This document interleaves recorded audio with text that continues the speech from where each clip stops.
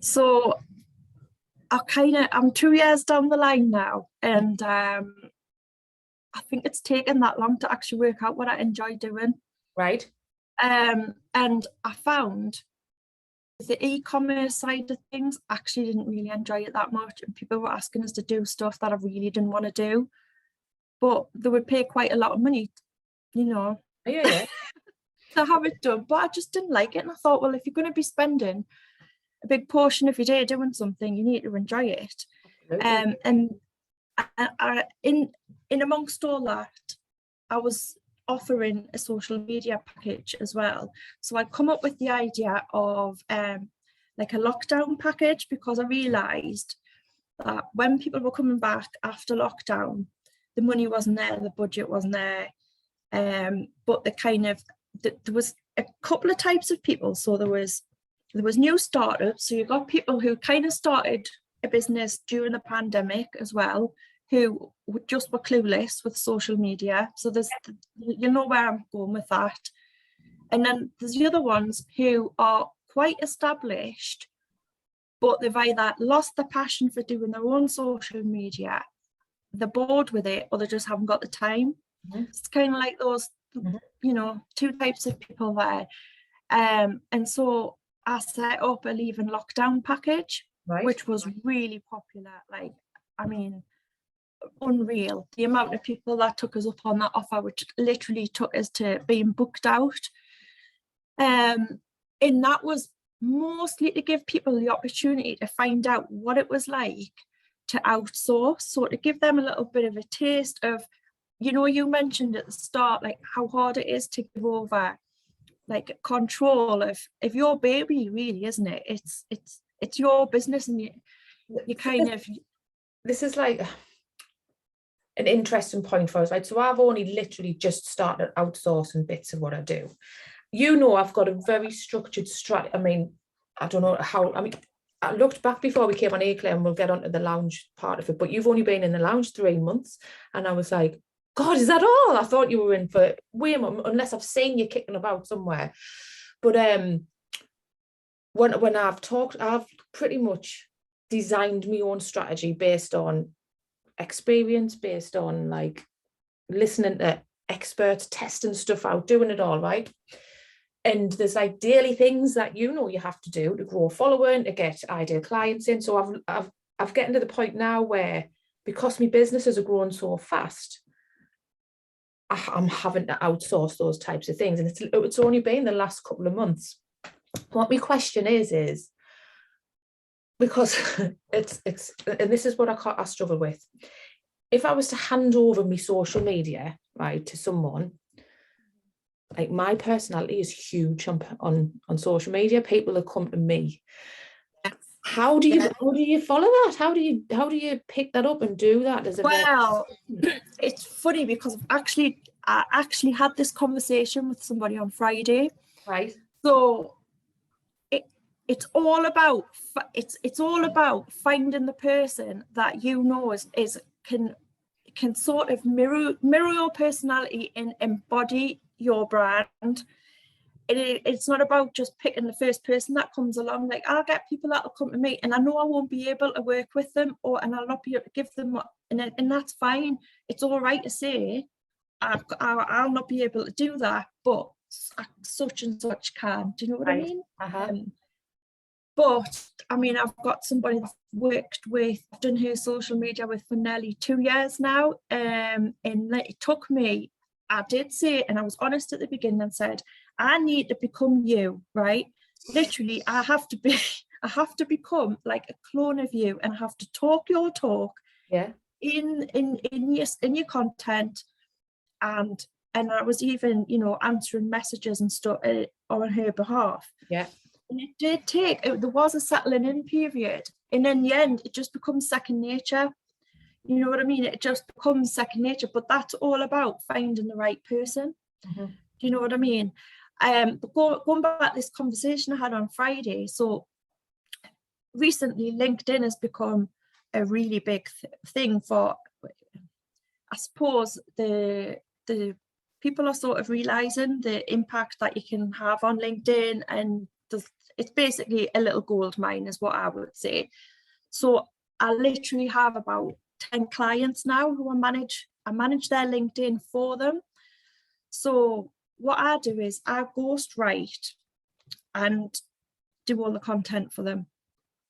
Now, going back to your original thing of how do you embody like somebody's personality, there's 10 different people there with 10 different personalities. It's personality, like it's so like I think what? But one of the directors said to us on Friday that somebody had said to him, "Oh, I've noticed like you're really out there on LinkedIn at the minute," and he was like, yeah, whatever, do you know what I mean? And he said, "No, you're really like prevalent on LinkedIn. Like I've never noticed it before. Like it's great and all that." And then the other person had said, "Oh, I've got a ghostwriter. She does my she does all my LinkedIn and everything." Now this other person, his posts had been coming across like somebody else was actually writing them, and you could tell. Mm-hmm. So that obviously is not working because it's been noticed, and I think that's embarrassing. Mm-hmm. If that's noticed from your connections, that you know all of a sudden. I'll tell you. So I got my mum to do mine for a bit. She really wanted to help, right? I've got immense support from my mum and dad. Immense support from my mum and dad, right? And my mum was like, "Look," because my mum only works 1 day a week now, and she went, "Let us come in," because like she could see how many hours I was working, like you. And then she went, "Let us come in and do something." And I was like, "She can't do me artwork, right? Can you draw a mushroom, Ma? I don't know." Like, I was looking at things I could get her to come in and do. So I says, "Right, my social media," this is just about the time when I first started learning how to schedule stuff. And she did it for 2 weeks, and the amount of people who noticed, honestly, and were like, "That's not you, that's not," and she was trying to pick up my language, and you know me, I call a spade a spade. And I think you're right, the person that I just said, "My mum, this isn't working," kind of thing. And I think the person that you choose, so my VA now is Laura McLennan, who we've met through like our books and everything. And it didn't even occur to me that she would want to do something like that. And then someone said, "Why don't you get Laura? She's very similar." I was like, right, okay. So she's doing stuff like that now. But the way that I've done it, Claire, is she doesn't post for us, but she goes and does all my interaction, which takes up a hell of a lot of time, doesn't it? Now, you've hit the nail on the head there, because that is what, and people don't understand when I price packages up for people, they're like, and I say to them, "Look, it's not about posting. It's, you can't just post and ghost, isn't it? You cannot just put a post out there and leave it. What is the point in paying me to do that? Yeah, you need to be interacting. You need to be here. You need to be there. You need to be answering a comment. You can't just leave them." So yeah, that's the package that I offer in terms of LinkedIn is the whole shebang. Yeah. So it's the writing, it's the it's putting the content out there, it's connecting with their key clients because they haven't got time to do that. It's everything. And in actual fact, it's a full-time job, and that's just for one social media platform. And if somebody, what I suppose my advice would be, and you probably say the same thing, is where do your clients hang out the most? Right. So if it's Facebook, then be concentrating on that. If it's LinkedIn, then concentrate on that. Yeah. If it's Instagram, 100%. Concentrate on that. And then just have the others kind of like running in the, running in the background. But yeah, it just goes back to that thing of I wouldn't work with anybody that I didn't think I could gel with or recreate their sort of personality, if you like, because you can't. It's like you found the right people. Yeah, great. That's what it's all about. So sorry, Kylie. Oh, it's all right, don't worry. It's great insight into like what you do and how you put your packages together, and it's interesting to see that you can focus on one platform or another platform, or you can pretty much put a package together to suit anyone. So thank you for that. I'm gonna move on to Claire, because I think this is important to talk about this, right? And I'll use your words that were in the request that you sent into the show, and one of them was about having a shit marriage, and that's what it says, shit marriage. Yeah. And I think, considering we've got nearly 2,300 women in the lounge, and I think I looked it up before I came on here, that there's been 1.5 million domestic abuse incidents in 2021, and the majority of the victims were women, and the majority of the suspects were men.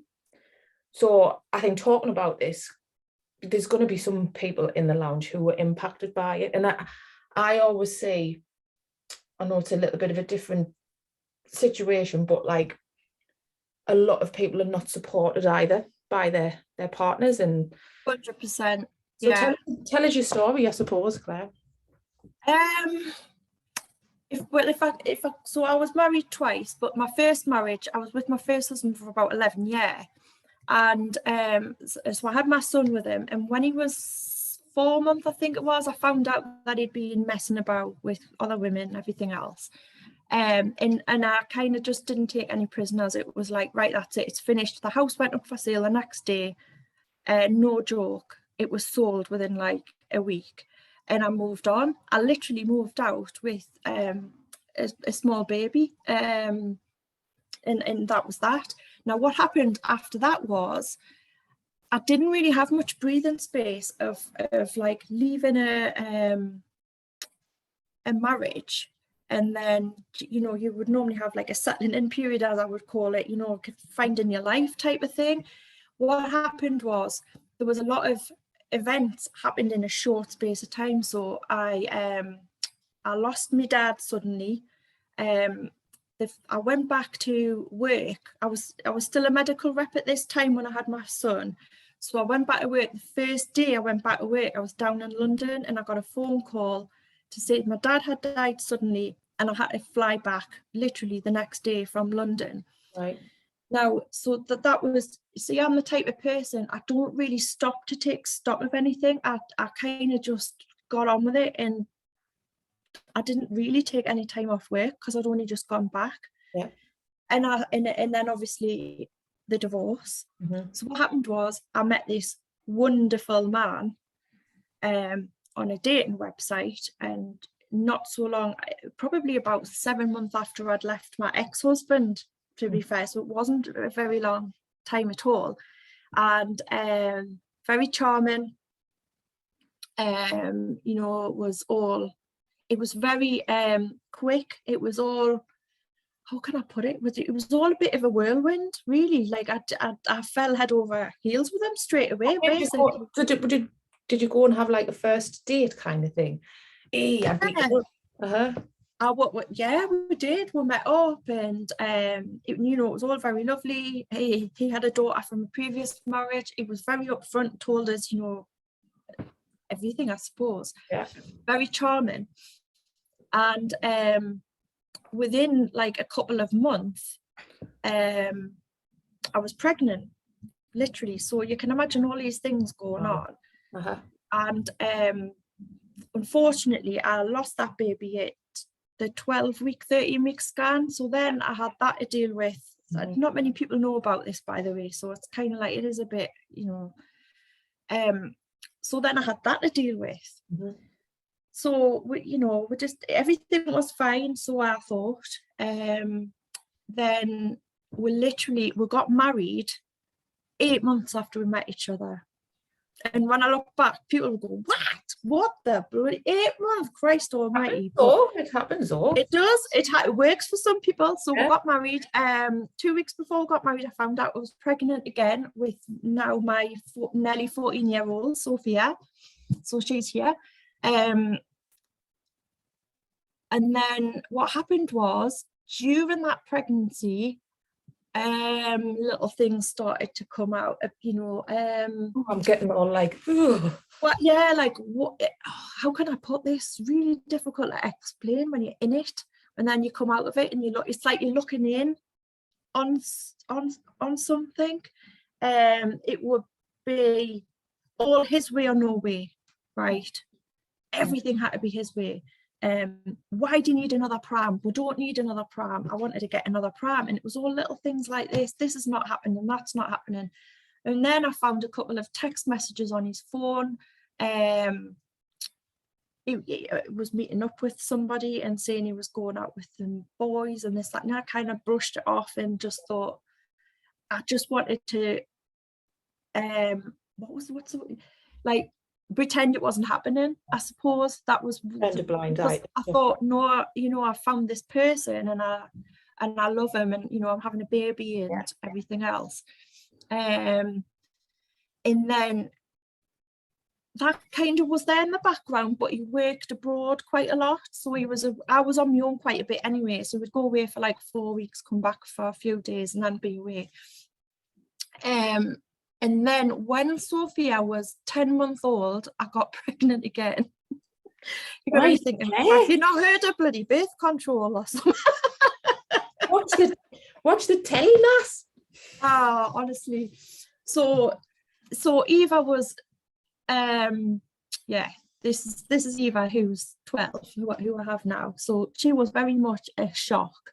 It was basically, when you've got a 10-month-old, you're just getting to that stage where they're sleeping through the night and you're getting in a routine and you're just getting your life back. And it was like, oh my God, like really, it was, I don't know how I felt at the time about it. And he really wasn't happy about it. Right. And you made that quite vocal. Yeah. You know. Now, when Eva was, so she was born, he got an opportunity to go and work abroad permanently. And so the whole plan was for him to go abroad, find schools, nurseries, everything else, and then me to come out, you know, when everything was in place. Now, so he was going backwards and forwards the Far East, which is where he was based. And I'll never forget this day. You know, when there's a day etched in your brain? Yeah. So this day, he was coming back from work, and I went to surprise him at Newcastle Airport with the kids.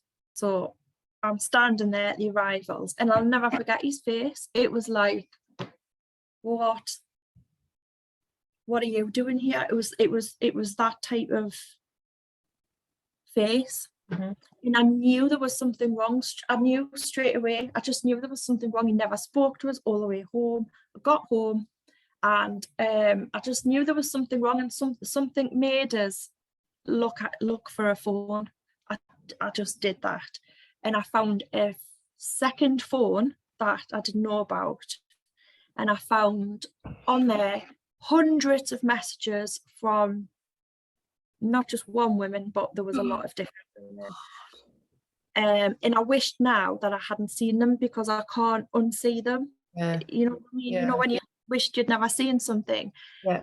And that was the most horrendous thing ever, because I just knew then, like, that it you know when you think lightning kind of strike twice, why is it happening again? And it was like something just clicked inside of us, and I've never felt like that before in my life. And I literally, and I've said this before, I got in the car and I didn't know where I was going, what I was doing. I just wanted to not be here. And that's a horrible thing to say when you've got little ones. And I remember driving on the A1, and you know, the Central Reservation, I just thought, right, in 2 seconds, I'll just swerve the car over there, and then that'll be it, it'll be finished with. And obviously, I'm here, I didn't do that, but I carried on driving. And I think I sat for about 6 hours in a lay-by, just thinking, well, what am I going to do? But then, you know, everything came out. You know, he had lots of different women on the go. I just said some horrible things to us, said he didn't love us. I was last on the list. I was never a priority. Loads of things. Why do you think people are even in a relationship who do this. I'd like, I know you've mentioned about him being a blatant narcissist, right? So it's all about, Oh yeah, 100%. like, 100%. to me, you've got all these, I just, because I've never experienced that before. If you've got all of these women on the go, why be in a relationship? Yeah, I don't know if it's a power thing. Yeah. I don't know. I really don't know. But I've had to deal with him for the last 12 years, and I'm really glad that he lives in a different country, to be fair. And all I would say is I've learned a lot about narcissistic abuse since coming out, that I didn't realize at the time that I was being controlled. Yeah. Because when you're in it, you don't know what's happening. And you look back and you think, how can I be so stupid? But you're not, because you're taken in by what someone's saying to you. If someone's plowing compliments on you every day and telling you they love you and they want to move in with you and they want to have a family with you and don't worry about work, I'll look after you, why should you not believe what you're being told? There's no reason for you not to believe that, is there, really? And if you look back now, can you spot the signs? Can you? Oh, there's loads of times I can go back and think of conversations and then I'll go, that's him being controlling. That's him being controlling. And even now, to this day, he still tries to do it. It's, you know, it would be little things like, why did you get your hair dyed blonde? It was perfectly fine when it was dark. You know, there would never be a compliment. There would be no compliments or anything like that. And as for not having support, I know there's a lot of women that will probably say, well, they'll go, well, what do you want to do that stupid hobby for? You know, that's exactly what I had in my head. So this is what comes up all the time. Never going to make any money. Yeah, what you're doing that for, it's never going to come to anything, kind of thing. And I've thank the Lord, right? I have never experienced it, and this is what this is why I can't understand it, because I get, yes, we have our bloody arguments about how much I work, and like I feel guilty about not spending loads of time with him, because you can't when you're building a business, right? But he supports us and he knows what I'm doing is going to support our family, kind of thing. But for somebody who you're married to or who you're living with to turn around and say what you're doing that daft stupid thing for, it will be heartbreaking. Couldn't cope with it. And to be honest, it's a big thing to say this, but I would be really questioning whether you're with the right person. Well, this is it, isn't it? Because if they can't support you, then how is that person a positive in your life? Because really, you said you've got supportive parents. Yeah. My parents are just amazing. And I mean, they don't understand what I do. They're just bamboozled by everything, but always say, I'm so proud of you. Like, there's not many people could like leave a full-time job and set up on their own and deal with the kids and everything else. And I think that's important. And I think if you're really passionate about something, you've got to block the noise out of your head. You've got to block it out. It's so hard to do, because I mean, even now I've got ex-employers stalking me on social media, and I've never mentioned them. I've never mentioned the name of any companies, but they get paranoid that it's all about them, type of thing. But I honestly would say, if you are passionate about something, then I would be questioning if you've got the right people around you. And as far as your group goes, like 100%, I've spoken to so many people in there who've got in touch with me. I've never seen the names before, anything, and they've come to me and said, Claire, can you help us with this? Can you help us with that? Everybody's so lovely. And if you're in a group like that and you've got that kind of support, I would be seeking it from elsewhere, and I would be really questioning if you've got the right people around you. And it's so, it's difficult, isn't it, if it's your family? Because even people's families are not like, I know people whose mums and dads are not even supportive, or even down to like watching the kids when they want. Do you know what I mean? Yeah, that's a big thing. I mean, I'll be honest, I didn't have much support, and I still don't really have a lot of support with, because when you've got 3, it changes things. It's like you can't really give 3 kids, you know, to someone. When there was 1, it was fine, but then, you know, my sister's got kids, and my parents help her a lot, and she lives nearer to them, so I suppose that's where it changes. But I've always, I mean, even when I was in paid employment, I remember paying £1,200 a month for nursery fees just to go to work, and I think I was coming out with £200 a month, because of that support wasn't there to look after the kids. And really, the only reason now why I'm able to do this is because they're all in comp, they're all older. I can leave them, you know, and do what I need to do. But when they're young, it's very difficult. And I know I work with someone at the minute who's got a newborn, and she's got a toddler, and she's running a business, and Christ, I don't know how she's doing it. I don't know how people, there's so many of them. Like Laura, she's got 2 little ones, and I'm like, how you, I don't think I could do it because I really struggled as a mama. Like, I had postnatal depression and everything, absolutely 100%. And I don't think I could have run a business. No way. I think you've got to think about what the alternative is. And for me, the alternative is you go and work for someone. Yeah. You work for somebody, and you play their game, and you're unhappy, and you just go to work, come home and get paid, and let somebody walk all over you, you know. And you have to think about the alternative. So what is the alternative? Whenever you feel like that, is, well, this is what I want to do, and I'll find a way. In that, and during the pandemic, I found that hard because all the kids were at home, and I felt really claustrophobic. You know, I mean, I've moved since then, but I was in a really small house, and we were really on top of each other, and I thought I was going to lose my mind at times. You know, I just look back and think, but what I just used to make it work. It's just working around the circumstances that you've got, knowing that it might be a slow burner, and then when the kids get a little bit older, you can spend more time. Yeah, I think somebody once said, or I read it somewhere, saying when you work for a company, you're helping to build someone else's dream. And you're lying in their pockets. Yeah, you do. You know, you'll never get it back. So Claire, what's next for you then? Or do you have any plans? But you seem to just keep churning out these ideas and business. What's next? Well, I'm going through a rebranding at the minute. So in a new name change, and this is what I feel really weird about, is I'm actually paying someone to help us with this. And I've always been really nervous about that. You know, I've done everything myself.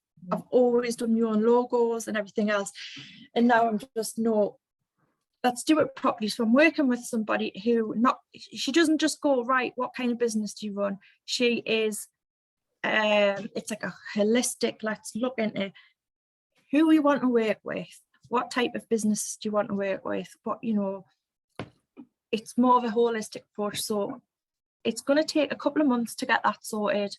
There'll have to be a new, obviously, website, another one. I'm concentrating on purely social media packages at the minute.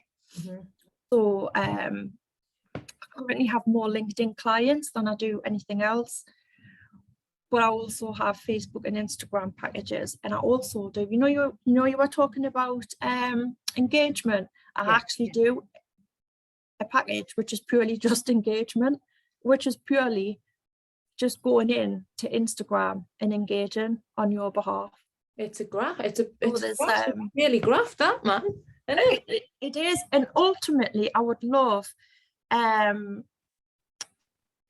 build like an agency type vibe. So going forward, you know, that's where I want to. I've got loads of plans. It's just putting them into place. I want to. I can see you kind of leading up like a team of people. Yeah, and also I would like to branch out into helping people, because what I found is when people did that lockdown package with us, I felt like I was holding their hand a little bit like what you do. So I was holding their hand through the process, and not only just doing the social media for them, but showing them what the benefits are and all that. And then they would go, after 3 months, for example, I feel totally confident enough to do it myself. You've shown us I don't need to spend that much time doing it, and they'd be off and I'm thinking, hang on a second, I'm a victim of my own success. I've just lost a client because I've showed them what to do. Isn't it great though, the feeling that you get when you go, look at how I've helped. That's what I'm put on this planet to do, is to like inspire it's people. lovely. It is, and that wasn't intentional. It's just they'll have come to us because they haven't been confident enough to do it. So yeah, I think in the next 6 months things will probably change again. This, the same old Claire's here, obviously. But the one thing I won't be doing is saying yes to everything. I'm going to be really specific about who I work with, because I worked with some knackers and I can't express how horrible it is when you start. Now, man. Well, you know what it is, Kylie. I think when you first talk to someone, I vibe off people. I think you're the same. Like you pick up a vibe, and there's been times where I've picked up a vibe that I'm not too keen on, but I've gone ahead with it anyway because I need the money. Oh God. And it's turned out to be an absolute nightmare of a client, and you just think, why did I do that? And I think going forward, I just want to work with people that bring joy. So talking about joy, we have this part of the show where this is called Why I Lass. I need a jingle or something. I need a jingle. Yeah, you do. Why I Lass jingle. Oh, I've asked my team, the Lounge Legends, and they've all written a question for you, Claire. So I'm going to pick one out. And see what they're saying. It is from Angela Laverick. Quite easy, straightforward. What's your favourite chocolate bar? Dairy milk, fruit and nut. Easy peasy. I'm more of a double decker, me, like. No messing. Love a double decker.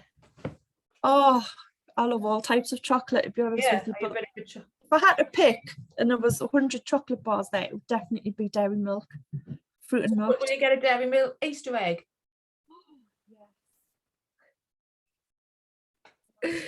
Well, Claire, that's been absolutely awesome. Thank you so much for joining us today. I found out loads about you, and this is the first time we've spoke. Like it is. It is. So, I mean, I'd love to meet you face to face. So do try and come to get to one of our events or something like that when we're kicking about.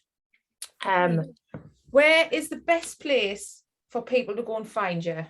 And I'll put that in the notes as well. I would say LinkedIn is the place where I hang out the most. So obviously Claire Zorlutuna. And Instagram. So that's Socials by Claire. Cool. Socials by Claire.